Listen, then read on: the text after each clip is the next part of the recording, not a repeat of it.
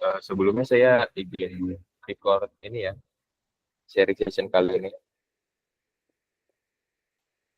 buat dokumentasi.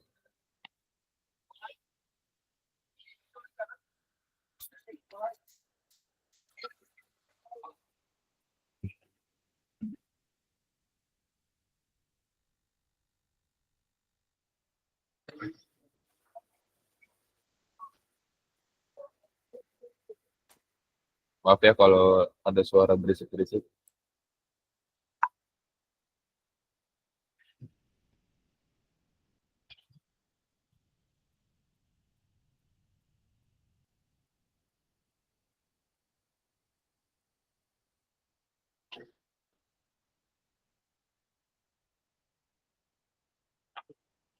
Apa?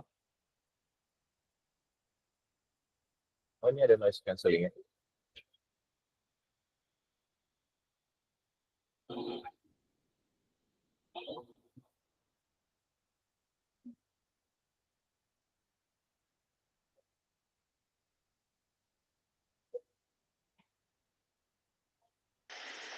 Malam ini agak beda, soalnya bukan saya, ini giliran teman saya Rio yang membawakan materi, cuman dia pakai akun saya karena akun saya mati, jadi mohon maaf ya, teman-teman.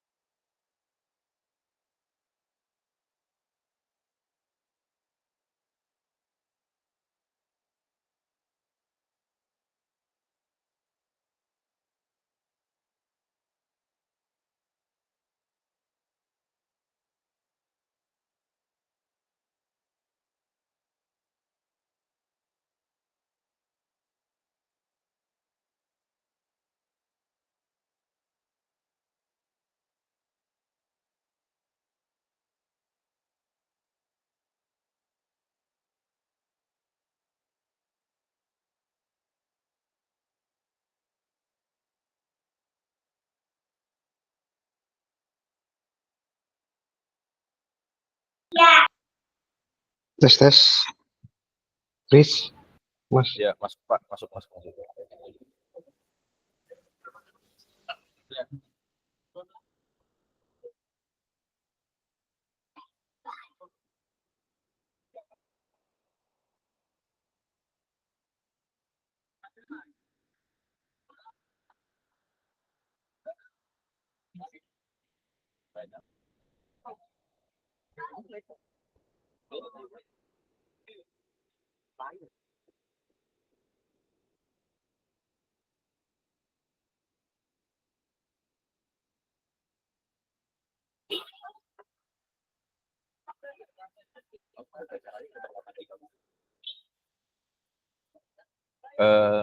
Tampaknya ini langsung kita mulai aja ya.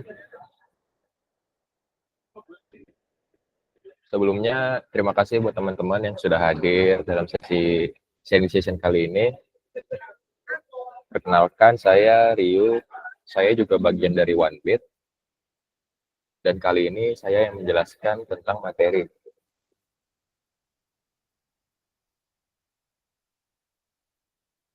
Sebelumnya, perkenalan singkat dari saya Ryu, ya saya juga bagian dari OneBit, pekerjaan saya sebagai data center engineer. Ya, segitu saja. Ini bisa langsung kita mulai ya.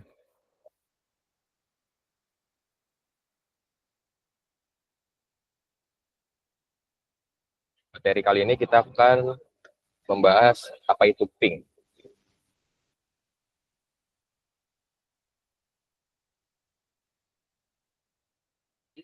Ping adalah singkatan dari paket internet grouper.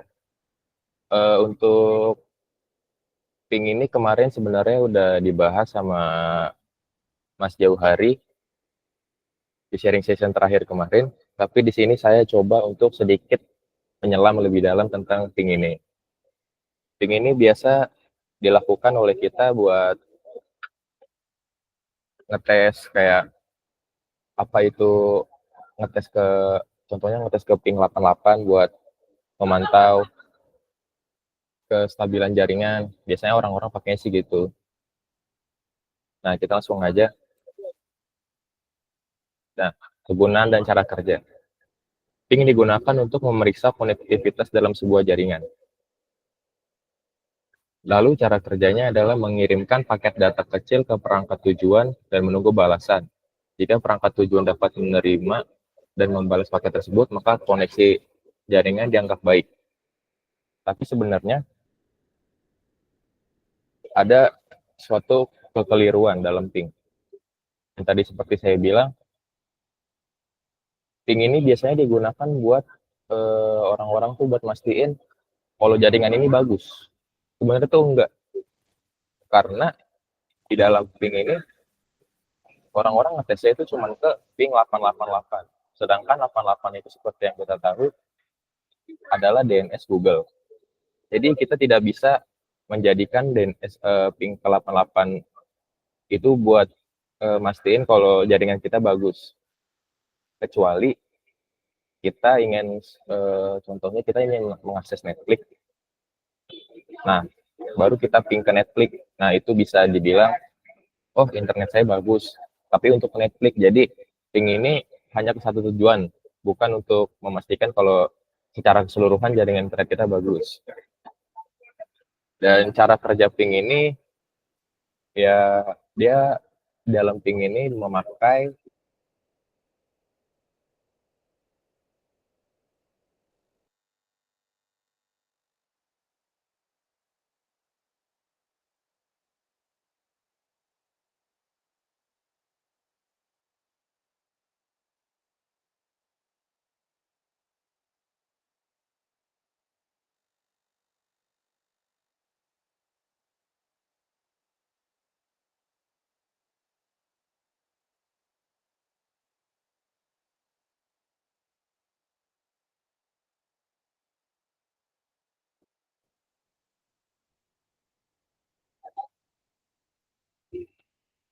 sorry, tes ada suara nggak?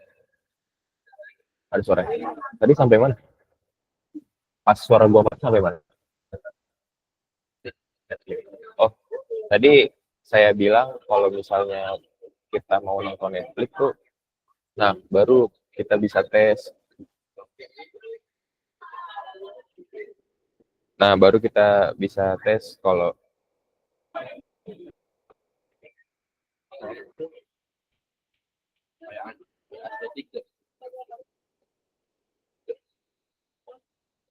jadi kita bisa tes ke ping ke Netflix.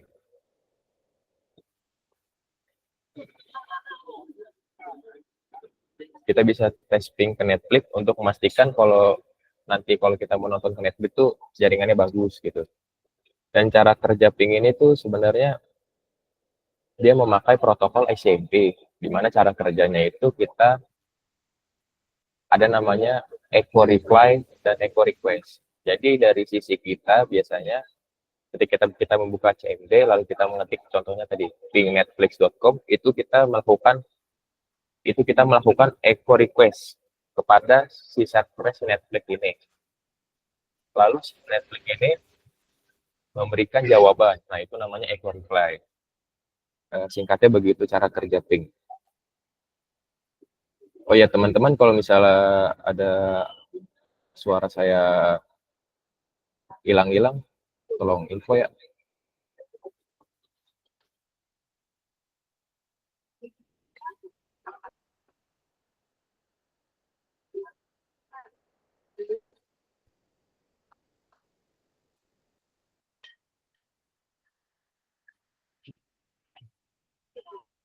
Nah, ini kita balik lagi masih di ping.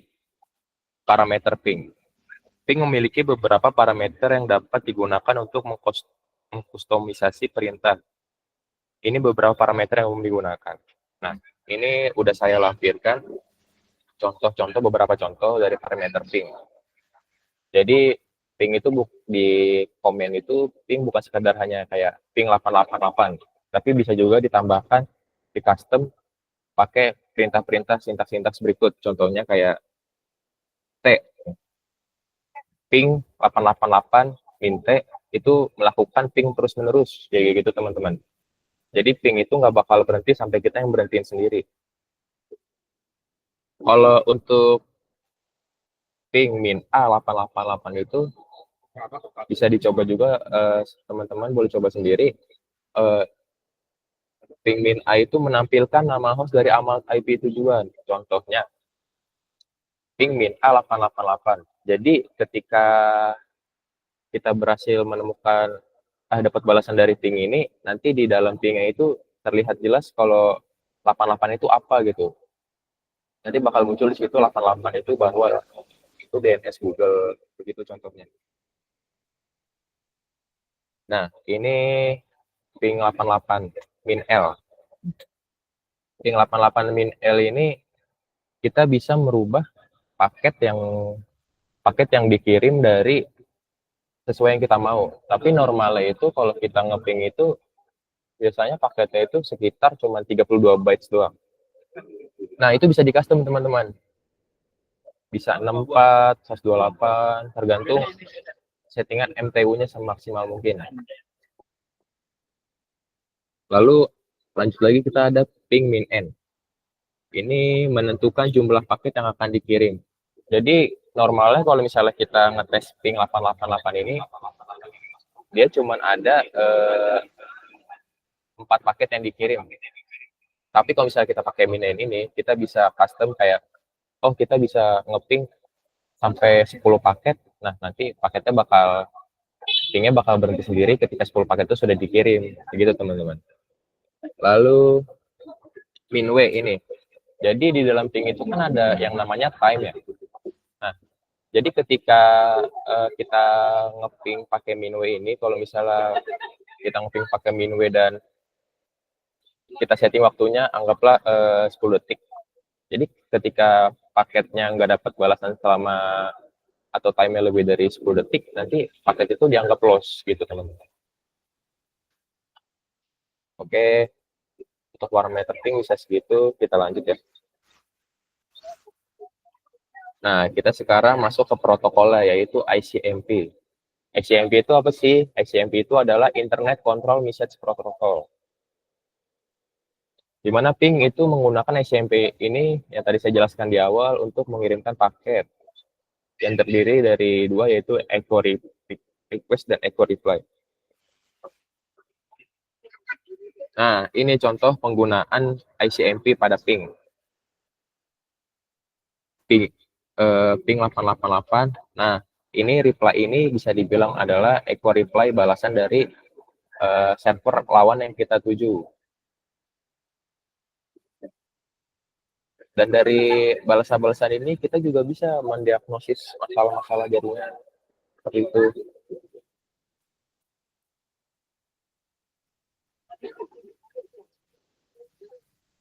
Untuk SMP kita lanjut ke case and troubleshooting. Nah, ini biasanya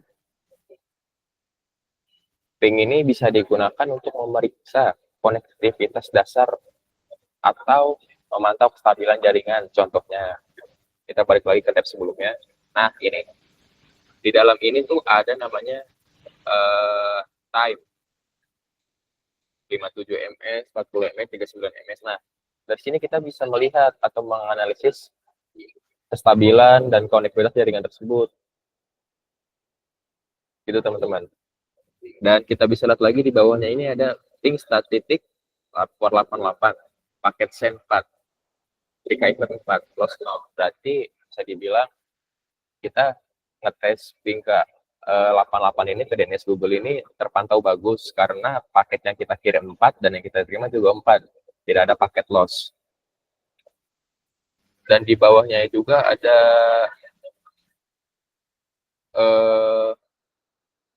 ini round trip times in millisecond.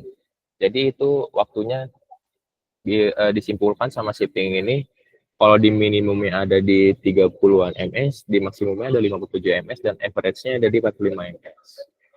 Nah, kalau yang saya tampilkan ini cuma salah satu contoh balasan dari ping aja teman-teman.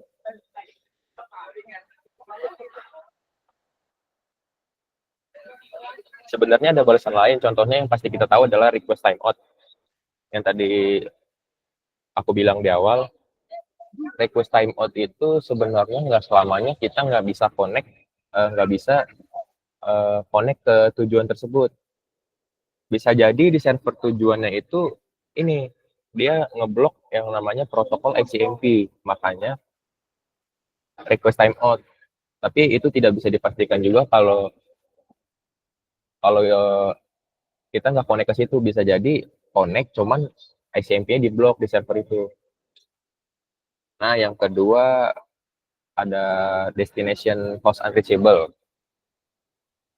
Kalau kayak gini berarti host tidak ditemukan, bisa jadi IP yang Anda tuju salah atau IP yang Anda tuju itu tidak connect kemanapun, bisa seperti itu.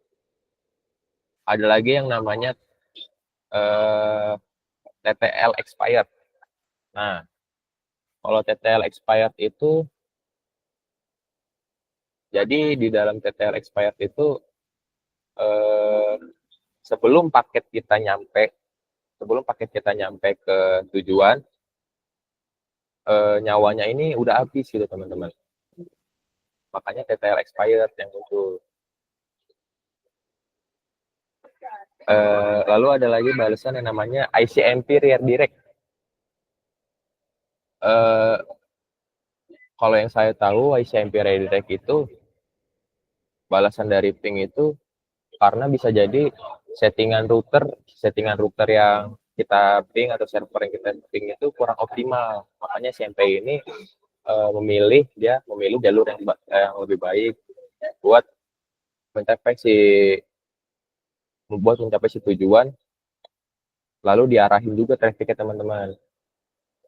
Nah, kalau paket fragmented ini paketnya terlalu besar. Contohnya tadi di sini kita lihat ada paket 32.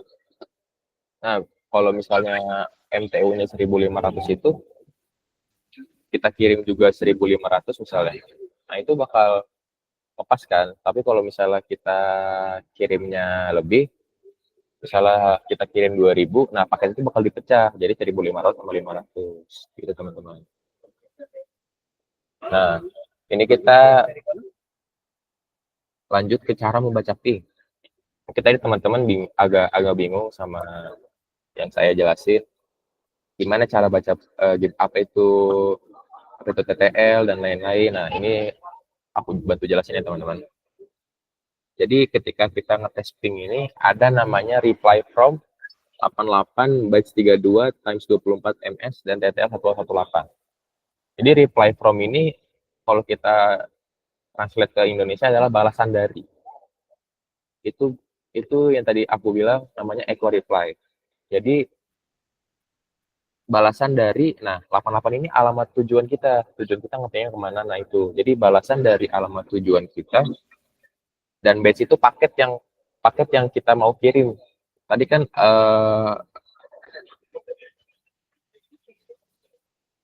kan aku bilang kalau di bagian ini parameter ping. Mari kita balik lagi ke parameter ping. Nah, menentukan ukuran data yang dikirim dalam setiap paket. Nah, itu teman-teman. Jadi batch-nya itu kita bisa ubah. Jadi ping min. Jadi contoh komennya begini, ping min L, kalau normal kan 32, kita bisa ubah jadi 128, ping min L 128, baru alamat tujuan IP kita. Nanti dia bakal ngepingnya, jadi batch-nya diganti jadi 128. Nah, kalau time ini adalah waktu yang dibutuhkan untuk paket dikirim kembali. Jadi ketika kita request ke lawan dan lawan ngirim balik ke kita, nah itu dihitung teman-teman sama ping ini. Berapa lama waktu yang dibutuhin buat paket kita kirim lalu kita kembali gitu. Lalu kita di sini ada yang terakhir ada TTL. TTL ini adalah singkatan dari time to live. time to live ini ibarat kata nyawanya si ping ini. Jadi sebelum mencapai tujuan pasti ping ini melewati banyak-banyak segmen, banyak-banyak router. Nah, contohnya TTL ini misalnya TTL Windows itu settingan defaultnya tuh 128. Jadi sebelum mencapai 88 itu kita melewati apa aja nih. Nah, kalau ini kan 118 nih TTL-nya. Nah, jadi yang tadi aku bilang kalau Windows itu 128 berarti dikurangi itu 10. Nah, berarti sebelum mencapai DNS Google itu kita melewati 10 router gitu teman-teman. Nah, begitulah cara membaca ping. Kita lanjut lagi ke tools dan teknik lanjutan ping. Bentar ya, minum dulu.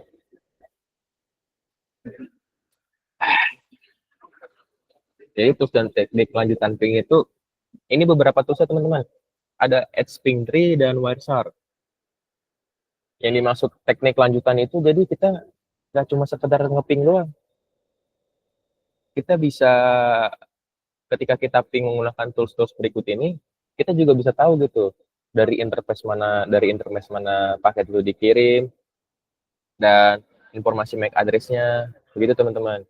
Tapi yang aku bisa jelasin sebenarnya EdgePing3 sama Wireshark ini itu adalah bisa dibilang dua hal yang berbeda. Kalau Wireshark ini tuh sekedar dia cuman menganalisis traffic yang masuk. Jadi tidak bisa digunakan buat ping. Kalau EdgePing3 ini, nah dia itu tingkat advance dari ping biasa. Jadi ketika kita ping ke 88 ini, nanti yang tadi aku bilang lagi dia bakal ngejelasin juga si MAC address si lawan, terus portnya masuk lewat mana. Nah, begitu teman-teman. Kalau pakai EdgePing3 ini. Kita lanjut lagi ya ke ini. Nah, perbandingan ping dan traceroute. Kemarin kan udah dibahas juga ya teman-teman sama Mas Hari perbandingan ping dan traceroute. Kalau ping ini sekedar cuma echo reply dan echo request. Jadi kita cuma menerima kayak dapat balasan apa enggak gitu doang teman-teman. Kalau dapat balasan dia bakal nampilin reply from-nya, kalau nggak dapat balasan dia bakal munculin tadi contoh komen-komen yang tadi saya bilang kayak host unreachable, destination unreachable, TTL expire gitu-gitu teman-teman. Tapi kalau traceroute ini dia menjelaskan sebelum kita mencapai ke DNS Google ini kita melewati apa dulu nih. Tuh, kita melewati ini bisa dibilang 10 ini kayak ONT, baru kita ke router ini, ke ini, router selanjutnya, begitu teman-teman, sebelum mencapai ke DNS Google. Nah, ini juga bisa dipakai sebenarnya buat kayak yang Mas Jauhari bilang kemarin, buat network troubleshoot. Nah, begitu. Jadi, contoh case-nya misalnya kita nggak bisa akses DNS Google nih. Nah, kita coba traceroute. Nah, berhentinya bakal di mana? Nah, di titik berhenti itu kita bisa cek ada kendala apa di situ, kenapa nggak bisa connect ke DNS Google, begitu teman-teman. Nah, kita lanjut ke masih di ICMP teman-teman. Nah, teknik serangan ICMP. Nah, di sini tuh ada beberapa teknik serangan ICMP teman-teman. Ini yang aku ambil contoh adalah ada ICMP flood, ICMP smart, dan ICMP high step. Begitu teman-teman bertanya, Bang, apa sih Bang ICMP flood? Nah, ini ICMP flood ini jadi kita nih ngeping ini ibaratnya kayak DDoS attack teman-teman. Kalau teman-teman tahu ada kendala isu DDoS attack, nah ini bisa jadi teknik serangannya namanya ICMP flood. Jadi kita ngeping dengan beruntun gitu, berturut-turut, tapi kita nggak ngarepin dapat balasan teman-teman. Jadi yang kena dampaknya si lawan ini, contohnya kita ngeping dari IP A ke IP B, tapi kita ngirim ke IP B itu paketnya gede dan beruntun. Nah, itu bakal masuk antrian teman-teman. Nah, itu bisa menjadi DDoS attack bagi si lawan. Nah, itu dan selanjutnya ada ICMP Smooth. Kalau ICMP Smooth ini dia agak sedikit manipulatif, teman-teman. Jadi sebenarnya kayak contohnya ada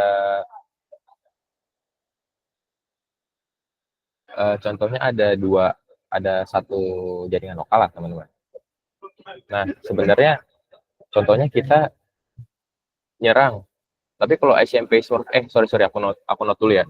Jadi kalau ICMP Float ini dia tuh ibaratnya nyerang kayak alamat, ya sekedar alamat point to point aja. Tapi kalau ICMP Smurf ini dia tuh nyerangnya langsung ke IP broadcast-nya, teman-teman. Jadi kalau misalnya ada satu topologi LAN gitu yang memakai, misalnya contohnya memakai slash 24 lah. Nah, dan semua IP itu misalnya terhubung tuh dari IP 1 sampai IP 254. Nah, kita serang tuh broadcast ya, teman-teman. Nah, itu efeknya bakal ke semua perangkat yang terhubung itu, teman-teman. Tapi yang unik si Smurf ini, eh, yang kedetek itu bukan si perangkat A yang kalau apa? Jadi si perangkat A ini nggak kedetek kalau si perangkat ini yang nyerang. Dimanipulasi ini jadi si B atau si C yang menyerang, padahal pelakunya si A. Nah, gitu teman-teman. ICMP Smurf nih singkatnya. Kalau ICMP Smurf ini sebenarnya ini udah lama banget ya, udah jadul banget. Tapi bisa juga dipakai buat ngehack gitulah. Jadi ICMP Stem ini contohnya kita bakal ngesinkron dari perangkat lawan. Contohnya kita ngeping ke DNS gitu. Nah, jadi kita bakal nanya ke dia buat ngesinkronkan waktu gitu, teman-teman. Nama juga kan ICMP Stem ya. Jadi si waktunya Google ini di dia berapa gitu. Jadi kayak misalnya saya ngobrol sama Google nih, Google waktu lu berapa? Misalnya dia waktunya 25.9. Nah, kita bakal ngikutin dia waktunya juga 25.9. Tapi kita nggak sekedar nge-share di waktu nggak sekedar dapat informasi 25.9 waktu itu doang, teman-teman, kayak 25.9 doang, enggak. Kita bisa tahu MAC address perangkat dia, IP dia, dan lain-lain. Nah, makanya itu bisa dijadikan serangan buat nge-hacking juga, teman-teman. Nah, sebentar sebelum masuk ke pencegahannya, kita masih bahas ini ya. Ini seru soalnya ini. Nah, biasanya teknik serangan ICMP ini bisa digunakan, teman-teman. Bisa digunakan memakai tools yang tadi saya bilang. Nah, pakai AdSpring Tree. Bisa, teman-teman. Kalau teman-teman mau coba sekiranya di rumah, teman-teman bisa tuh nge-spamping contohnya pakai teknik serangan ICMP Flood lah, pakai AdSpring Tree ini bisa. Nah, dampaknya akan seperti yang saya jelaskan, kalau ICMP Flood dampaknya bakal ke lawan doang. Tapi kalau misalnya teman-teman pakai AdSpring Tree ini buat nge-spamping ke broadcast, nah dampaknya bakal ke semua tuh. Contohnya teman-teman spampingnya di jaringan RT RW ada teman-teman nih. Nah, itu yang kena bakal klien-klien teman-teman semua yang kacau. Nah, makanya disarankan jangan ya, teman-teman. Tergantung orangnya. Kita lanjut ke mitigasi serangan ICMP. Nah, ini pencegahannya, teman-teman. Ini beberapa pencegahan yang saya ketahui ya. Ada filter pada firewall. Filter pada firewall ini yang tadi saya bilang, kalau misalnya contohnya kita ngeping ke DNS Google 888 dan dapatnya request timeout nih. Nah, itu yang tadi aku bilang, dia itu belum tentu kita nggak bisa connect ke situ. Bisa jadi DNS 88 ini ngeblok si protokol ICMP ini. Makanya di pingin nggak dapat balasan. Nah, begitu, teman-teman. Nah, ini salah satu contohnya ini. Kita bikin firewall buat ngeblok protokol namanya ICMP. Gitu. Nah, yang kedua ini ada pengaturan pada router. Nah, ini sebenarnya sama aja kayak filter pada firewall ini. Kita bisa pasang juga firewall di router kita. Tapi sebenarnya nggak harus diblok juga, teman-teman. Bisa jadi ada namanya teknik rate limiting. Jadi ketika kita ngirim jadi ketika lawan ngirim ping ke kita itu, kita bisa batasin tuh teman-teman. Per detiknya berapa misalnya.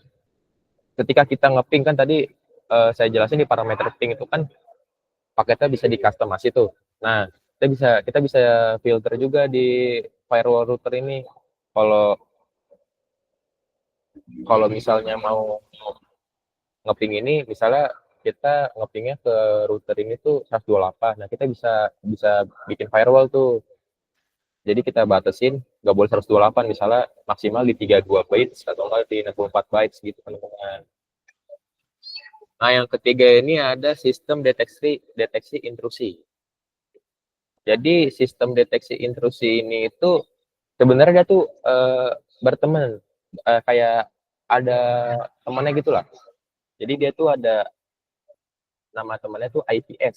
Nah, IPS dan sistem intrusi deteksi sistem ini kayak IDS ini nggak bisa dipisahkan. Jadi fungsinya IDS dan IPS ini berguna banget teman-teman seperti firewall. Contohnya kita ambil analoginya ada kedua router yang saling terhubung nih. Nah, di tengah-tengahnya ini ada firewall. Nah, di firewall ini dia menggunakan teknologi namanya misalnya IDS dan IPS tuh. Nah, ketika si router ini mau ngirim ke router B, nah dia bakal melewati si firewall ini dulu kan. Nah, si IDS dan IPS ini bakal bekerja. Misalnya yang dikirim router A ini sebenarnya ini eh, serangan DDoS attack kayak tadi ICMP Smoke. Nah, si IDS ini bakal nge-screening dia, ini paketnya boleh ini paketnya jahat apa baik nih gitu. Misalnya ini paketnya nggak baik nih buat router B nih. Nah, jadi si IPS ini yang memutuskan. Makanya tadi aku bilang notis di awal, IDS dan IPS ini nggak bisa dipisahkan karena IDS yang meng-screening, nah IPS yang memutuskan. Jadi ketika IDS ngasih alert ke IPS bahwa oh ya ada paket ini, nah IPS itu yang memutuskan paketnya mau diapain, mau dikirim lanjut apa mau dibuang. Nah, gitu teman-teman.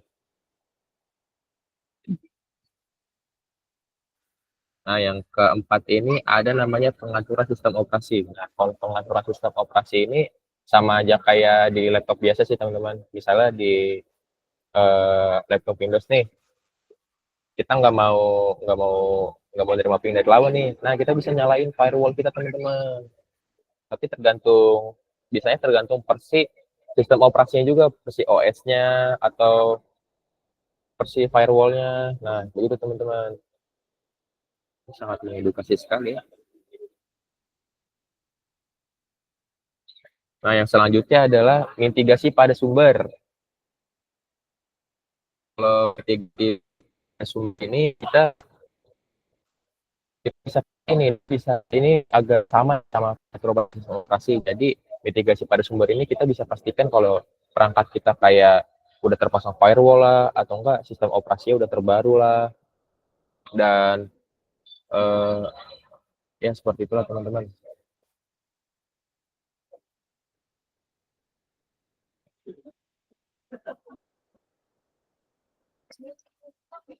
Jadi ya mungkin segitu saja dari saya teman-teman soal pembahasan ICMP dan ping ini.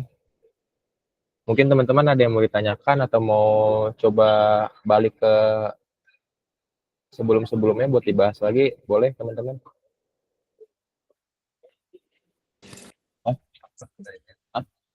Tanya dong Mas Rio. Oh ya, boleh. Silakan. Mau nanya apa nih?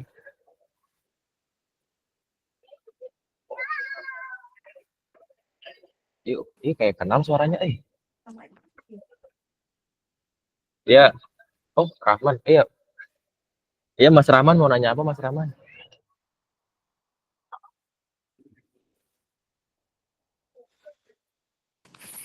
Mau tanya dong. Boleh Tadi nih. kan Apa tuh? Salah satu mitigasi untuk mengatasi ICMP attack bisa menggunakan rate limit. Benar.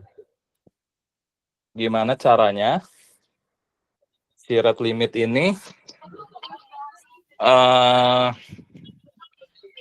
apa ya? Apa tuh? nggak bikin di uplink-nya itu congest.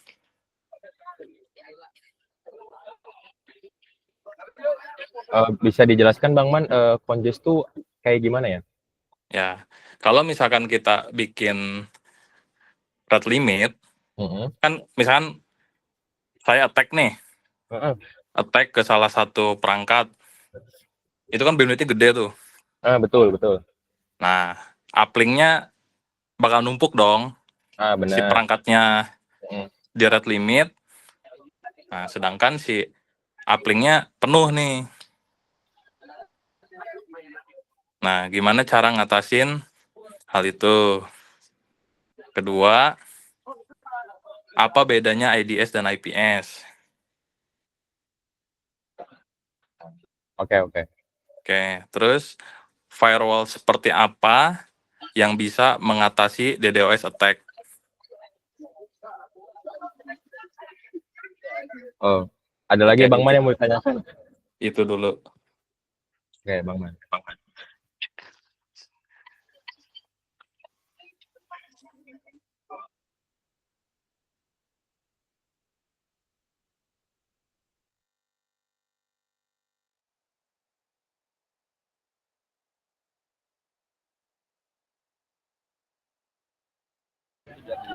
Bang Man,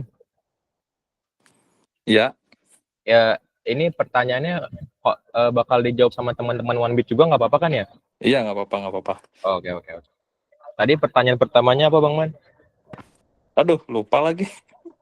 Oh, itu rate limiting ya Bang Man ya? Kalau misalnya Iya. uplink-nya penuh ya? Iya.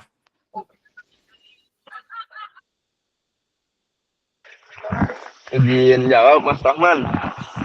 Iya, gimana Mas Ujo? Kalau buat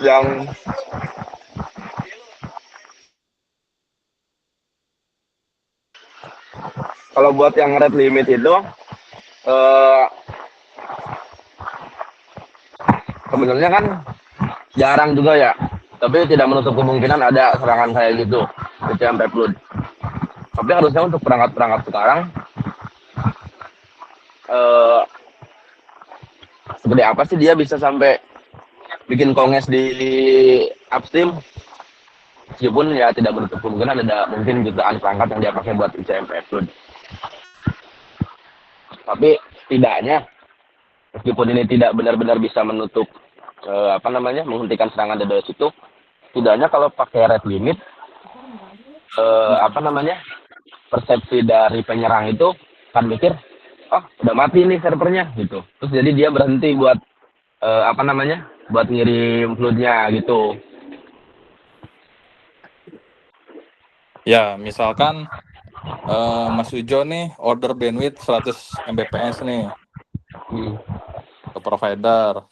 Nah, dia tag nih. Habis kan 100 Mbps itu. Ya. Nah, itu harusnya karena tadi apa yang ini nyambung ke pertanyaan yang kedua yang IDS IPS tadi. Biasanya IDS IPS ini kan dipasang di dekat-dekat router ya, dan biasanya bagusnya dia itu capture-nya atau ngetapnya di interface upstream. Jadi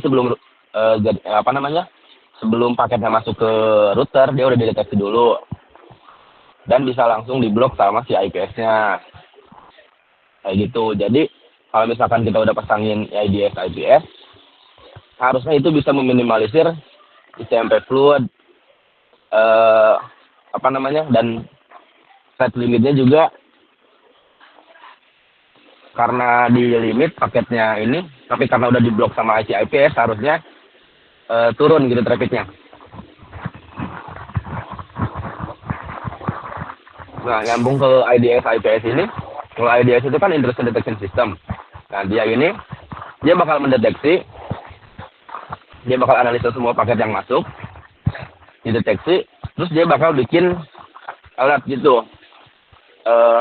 Tadi katanya kan memang IDS IPS ini nggak bisa dipisahkan, meskipun bisa aja kalau kita mau installnya salah satu doang gitu, IDS doang atau IPS doang, mungkin karena keterbatasan resource perangkat atau gimana. Tapi si IDS ini kekurangannya dia nggak bisa ngeblok. Kalau si IPS ini dia bisa ngedeteksi, dia bisa intrusion juga. Cuman tambahannya si IPS ini bisa ngeblok. Kalau si IDS ini nggak bisa ngeblok. Kayak gitu. Jadi bagusnya kalau kita punya IDS, kita harus pasang juga IPS-nya. Kayak gitu. Terus kalau misalkan tadi yang pertanyaan selanjutnya, firewall apa? Kalau mau yang gratis, bisa Suricata. Suricata itu lumayan bagus, Suricata. Terus pakai Snort juga bisa. Itu open source, sama kayak Suricata. Terus ada lagi Gen Armor. Gen Armor juga bisa. Itu juga gratis, ada versi gratisnya. Terus kalau misalkan mau yang versi enterprise, ada dari Cisco, saya lupa namanya, ada dari Cisco. Terus ada FortiGate, ada juga Palo Alto. Nah kalau misalkan mau yang open source tapi ada semua, mungkin salah satu opsinya bisa pakai OpenSense atau bisa pakai pfSense. Itu dua-duanya gratis dan nggak jauh beda sih fiturnya. Nah kalau yang OpenSense yang udah saya pakai di server, OpenSense ini dia ada dia IDS-nya atau IPS-nya dia pakai Suricata, tapi kita bisa tambahin Gen Armor atau dulu dikenalnya Sunny Valley.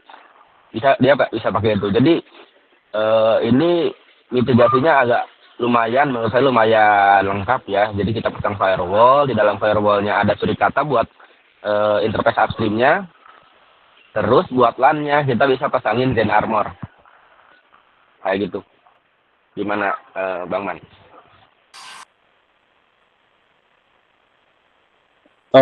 Terus cara menentukan threshold si ICMP flood itu gimana? Soalnya kan yang namanya flooding itu kan identik dengan paket per second kan. Nah, sedangkan paket per second ini tergantung activity kita. Contoh, kalau misalkan thresholdnya nggak tepat ketika kita download, itu juga bisa mengganggu kan. Nah, gimana cara menentukan threshold si PPS ini untuk mitigasi adanya DDoS? Ya kalau misalkan kita tentuin manual emang bingung. Tapi kalau sekarang harusnya kita udah nggak bingung lagi karena ada next gen firewall. Nah dia itu agak pintar. Dia pintar. Jadi dia bisa tahu, bisa bedain ini paket apa, meskipun memang beberapa ada yang kayak false positif kayak gitu, false alarm. Tapi kalau misalkan kita dalami lebih lanjut atau kita pasang wiretap, kan biasanya kelihatan tuh screen ACK-nya atau dari proses three-way handshake-nya tuh bisa kelihatan. Echo reply, echo request-nya juga kelihatan kalau dari ICMP. Nah, bisa kita analisa dari situ. Bisa kita analisa, biasanya ICMP flood ini dia ngirim secepat mungkin dan nggak mengharapkan balasan kan. Berarti dia cuma ngirim echo request aja. Nah, kalau misalkan kita lihat di WhatsApp, misalkan kita pakai WhatsApp, ini ada banyak banget paket echo request, tapi nggak ada echo reply. Berarti itu bisa dipastikan flooding. Terus kalau misalkan kita mau tentukan di router yang bisa kita rate limit, sebenarnya nggak ada hitungan pastinya berapa. Cuman biasanya kalau saya lihat di beberapa software ini ya, software DDoS mitigation kayak Testnetmon kayak gitu, biasanya di ini kalau tergantung traffic, jadi ada perkalian trafficnya gitu, mulai dari kayak 5.000 pps atau 10.000 pps itu udah nggak wajar sih biasanya.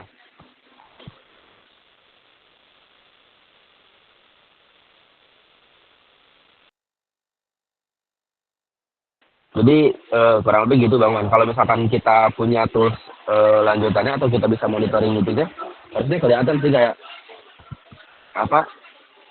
kayak intuisi kita bisa kelihatan ini nggak normal nih berapa PPS-nya, cuman kita nggak bisa pastiin tentuin berapa PPS-nya, pastinya berapa karena trackingnya kan beda-beda ya. Tapi kalau misalkan dari 100 MB aktif kita coba lihat aja beberapa hari ke belakang tuh trafficnya berapa, PPS-nya berapa dalam sehari, dalam per detiknya berapa. Nah dari situ kita bisa tentuin kira-kira PPS berapa nih yang bisa kita anggap nggak normal kayak gitu. Kalau misalkan kita nggak mau pakai next gen firewall atau IDS IPS, kurang lebih begitu dong Mas.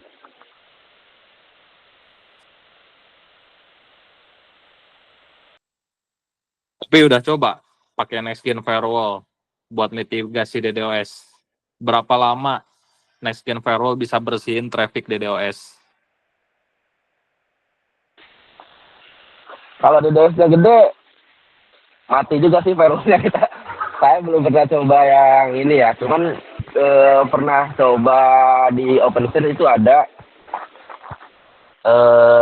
saya lupa fiturnya apa, ada di laptop. Dia ada fitur buat ngeblok request yang nggak lengkap. Jadi misalkan SYN doang gitu ya, apanya requestnya nggak ada SYN ATK-nya, nggak ngirim balik SYN ATK.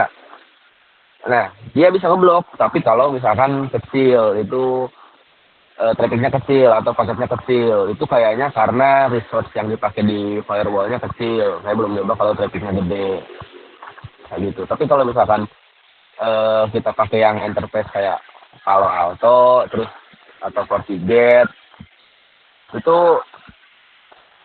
pernah juga kan dulu kita dapat serangan DDoS. Kalau trafficnya kecil kayak 100 MB 200 MB dia masih oke, tapi pas DDoS-nya di 500, 700 sampai 1 giga, firewall-nya nggak kuat sih. Itu kemungkinan karena resource-nya. Cuman belum pernah nyoba buat yang traffic DDoS gede karena resource-nya kita belum ada. Mungkin Bang Man kalau misalkan mau jadi sponsor buat kita coba nge-lab, boleh.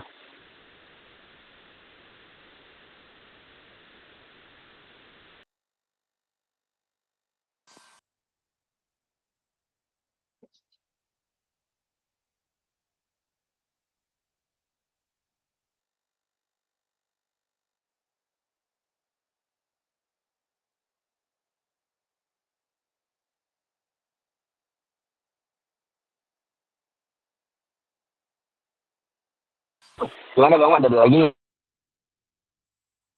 Cukup. Tadi sih kayaknya Reza Aldiansah mau tanya. Ya, tadi angkat tangan terus tadi.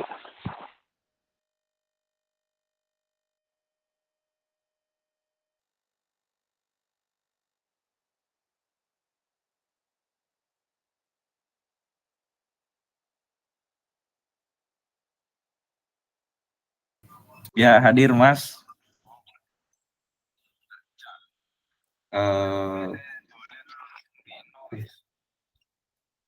Saya mau... Ya gimana Mas Reja? Apa yang mau ditanyain Mas Reja? Ya Mas Ari, terima kasih. Ini Mas Ari, saya mau tanya dong. Ini kan tadi kata Mas Ari kan kalau misalkan firewall itu biasanya dipasang di dekat-dekat router core. Nah, apakah si firewall ini bisa detect secara trafficnya si uplink ini atau uplink ini harus kita belokin secara topologinya masuk ke firewall dulu atau nggak perlu gitu sih firewall itu uplinknya itu masuk ke router gitu kan, terus firewallnya tuh di bawahnya router core gitu, jadi si uplinknya ini langsung ke router tanpa harus ke firewall dulu. Itu aja sih Mas, terima kasih.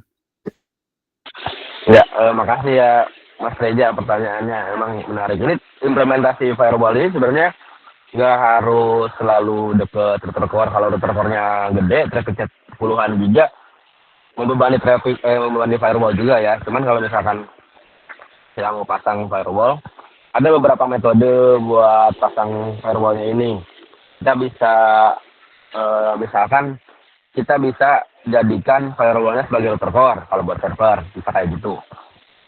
Tapi kalau trafficnya agak gede, mungkin kan agak berat juga ya kita beli firewall yang resolusinya tinggi. Nah, ada cara lagi kita bisa mirroring traffic. Tapi kalau kita mirroring traffic dia nggak bisa langsung ngeblok, paling dia bikin alert dulu. Nah, kalau mirroring traffic ini biasanya bisa kita pasang di pilar yang sama dengan upstream di switch, kita arahin mirroring traffic-nya ke arah firewall, tapi firewall ini biasanya yang harus ada IDS IPS biar dia bikin alert. Terus nanti IPS-nya bisa kita integrasiin sama sama router, atau misalkan kita tapping traffic-nya lewatin IPS, nanti IPS yang bakal ngeblok. Bisa juga kayak gitu. Atau misalkan kita mau pakai ini Fastnetmon. Nah, Fastnetmon ini biasanya dia bisa diintegrasiin sama router BGP Core. Jadi dia ada versi gratis sama versi berbayar, Fastnetmon. Nah, dia DDoS mitigation yang lumayan oke juga. Dia ketika detect PPS yang nggak normal, yang anomali, dia bisa kirim alert ke router BGP-nya, atau bahkan dia juga bisa kirim community ke si router BGP supaya IP dari penyerangnya di black hole. Bisa kayak gitu. Itu bisa kita bikin peer BGP dari Fastnetmon ke router BGP core-nya. Kayak gitu. Kurang lebih kayak gitu. Maksudnya kalau misalkan mau di router core, tapi kalau misalkan mau di router kecil, kita bisa jadiin si firewall-nya sebagai routernya juga, kayak gitu. Kurang lebih begitu. Oh, oke. Terima kasih Mas Ari.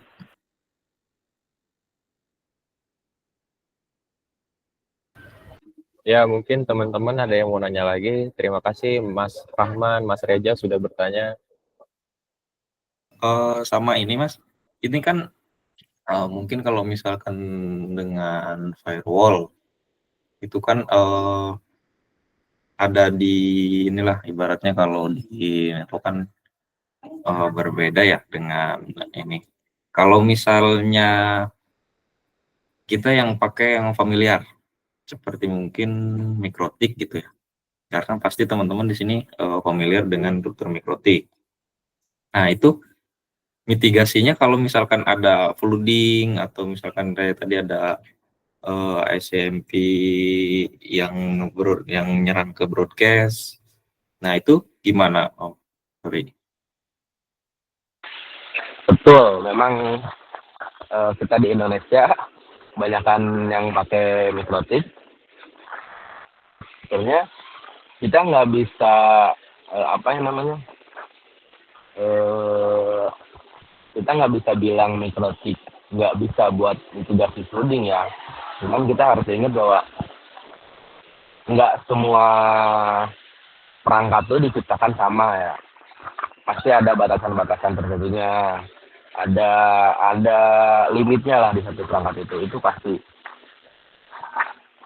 Apalagi di MikroTik, bukan saya menjelekkan MikroTik atau gimana. Tapi memang fitur di MikroTik banyak banget fitur di MikroTik malah dibanding router lain. Cuman fitur di MikroTik sama fitur di firewall yang benar-benar firewall itu beda. Apalagi yang firewall sekarang kayak next-gen firewall. Tapi kalau misalkan kita mau mitigasi di MikroTik, sebenarnya kita bisa aja di IP firewall, di filter rule di sana kita bisa bikin rules yang yang buat mitigasi. Kita kalau dari di internet juga banyak sebenarnya buat mitigasi DDoS di MikroTik, cuman saya nggak bisa jamin itu itu sama kayak di firewall beneran. Tuh. Bisa aja kita di MikroTik pakai IP filter rules, di situ kan kita bisa blok ICMP atau bisa kita bikin terdiri di ICMP, di situ bisa. Terus bisa kita blokir paket juga, atau kita blokir paket di situ. Ada kita bisa juga blokir SIM flooding, di situ ada bisa diblokir. Kita bisa cari di Google juga. nanti kalau misalkan ada kesempatan nanti di depannya, kalau misalkan kita ada kesempatan buat praktik di mikrotik, nanti kita coba praktekkan bikin rule buat ngeblok CMP, bikin tes di CMP di mikrotik, sama kita coba bikin apa namanya mitigasi scene flooding di mikrotik. Cuman jangan jadikan mikrotik ini, atau misalkan mentang-mentang dia punya fitur ini pasti aman, nggak bisa kita bilang kayak gitu ya. Pasti semua perangkat itu punya kapasitasnya masing-masing gitu. Itu Mas aja kurang lebih. Oke, siap Mas. Oh ya Mas, saya pernah ini aja ya, mungkin sharing aja. Dulu pernah saya dapat case, ini nggak tahu emang itu karena attack dia ke ICMP atau ke apa. Tapi ini tuh case-nya jadi kayak kalau flooding kan pasti kelihatan trafficnya. Ada tiba-tiba traffic gede gitu ya. Nah ini nggak ada flooding, nggak ada apa, tapi kayak yang kena itu kayak FPS-nya itu Mas. Jadi kayak paket-paketnya doang yang dia attack, dan paketnya tuh kecil-kecil. Nah itu juga jadi impact-nya itu ya jadi gimana ya, ke internet tuh kayak kacau lah ibaratnya. Nah itu tuh gimana tuh Mas, itu apa masuk ke attack apa tuh?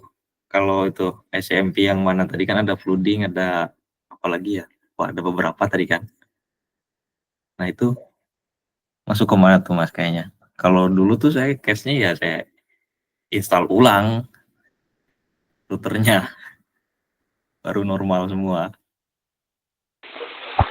Nggak salah juga sih misalkan kalau kita mau install ulang, karena kalau misalkan ya kita tahu sendiri ya, kita yang udah lama di meskipun kita baru di dunia jaringan, ada beberapa kendala yang apa namanya, meskipun sebenarnya ini semuanya ada datanya gitu, ada lognya segala macam, tapi memang ada beberapa kendala yang nggak bisa aja gitu, nggak bisa kita jelasin kayak gimana ininya. Saya juga belum jago di bidang cyber security ya, kita juga baru belajar di sini. Saya juga kerjanya di ini apa namanya, sebenarnya lebih banyak di network sama di server, belum ke cyber security. Tapi kalau ada kendala kayak gitu, mungkin bisa kita analisa lebih lanjut kalau misalkan kita punya kayak IDS kayak gitu, atau kita ada WhatsApp itu, harusnya kita bisa analisa lebih lanjut ini ada apa di jaringan itu. Kalau WhatsApp kan dia bisa nge-capture semua apa namanya, semua lalu lintas yang ada di jaringan itu ya, sama kayak IDS juga bisa analisa intrusion detection, apa aja yang ada di jaringan itu, apa aja yang sedang terjadi di situ. Nah ini maksudnya serangan apa tadi? Nah saya nggak bisa bilang ini serangannya apa ya, karena kita belum lihat kayak gimana serangannya. Terus saya juga bukan ahli di bidangnya itu, kita juga baru belajar di cyber security.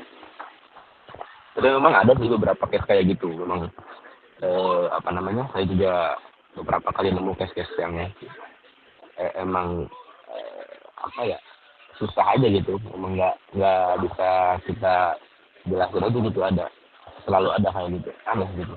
Kayak misalkan kita sebelumnya pakai OS apa, tiba-tiba kendala, kita install ulang pakai OS yang sama normal, atau ada kita install OS apa di perangkat satu nggak normal, kita pindah ke perangkat 2 normal, padahal speknya sama semua gitu. Memang ada sih beberapa case kayak gitu. Sebenarnya itu kalau misalkan kita mau analisa lebih lanjut bisa aja, cuman untuk sekarang kita belum bisa sampai ke sana. Tapi ini menarik, mungkin nanti kalau kedepannya kita ada lab ini ya, kita ada perangkat buat nge-lab atau apa, mungkin dari Mas Reja mau sponsorin kita buat nge-lab, nanti kita mau buat menggali lebih dalam soal kendala-kendala kayak gitu. Tuh, jadi itu kan bakal apa namanya, bermanfaat juga ya buat kita share juga nantinya kendala-kendala kayak gitu. Itu Mas Reja, mohon maaf ini kalau misalkan yang ini kita juga belum bisa ini jelasin. Siap Mas. Berarti memang apa sih, tadi berarti mirroring buat firewall buat ke router core itu emang sebetulnya perlu juga ya Mas ya, penting juga ya. Kalau budgetnya ada penting. Cuman kalau kita mau kayak gitu kan kita harus mikirin budget juga. Soalnya gitu nggak pure gratis gitu. Kita harus luangin waktu juga buat belajar segala macam. Kalau misalkan banyak waktu, budgetnya ada buat labnya itu bagus sih.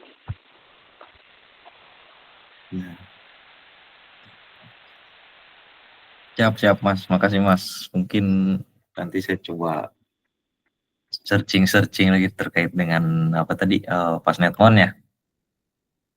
Iya betul. Kita belajar bareng-bareng aja di sini Mas Reza. Kita juga di sini sambil belajar semua. Kok OneBit juga kita juga baru. Kok OneBit orang-orangnya kita juga baru di jaringan soalnya. Jadi kita belajar bareng aja. Cuman daripada kita belajar sendiri-sendiri, mending kita belajarnya bareng-bareng sambil kita coba ngasih tahu ke teman-teman kayak gitu kan apa yang kita tahu.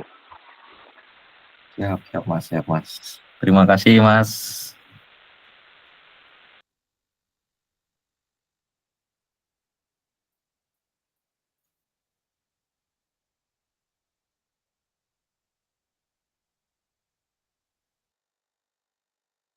Ya mungkin itu bisa menjawab pertanyaan Mas Reza ya. Mungkin teman-teman ada juga yang follow IG yang ingin bertanya kepada kita. Oh ya, sebelum itu jangan lupa ya follow IG OneBit nih. Mungkin teman-teman ada yang mau nanya lagi sebelum kita akhiri sesi ini.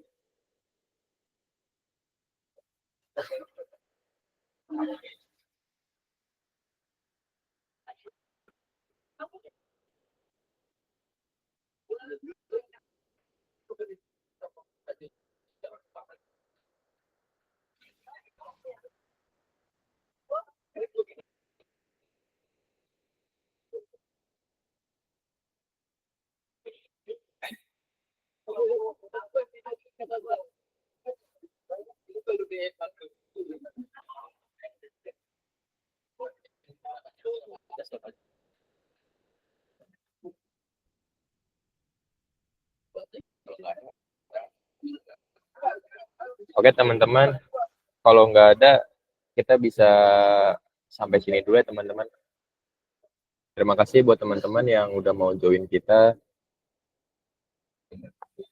Sampai bertemu di sharing session selanjutnya ya.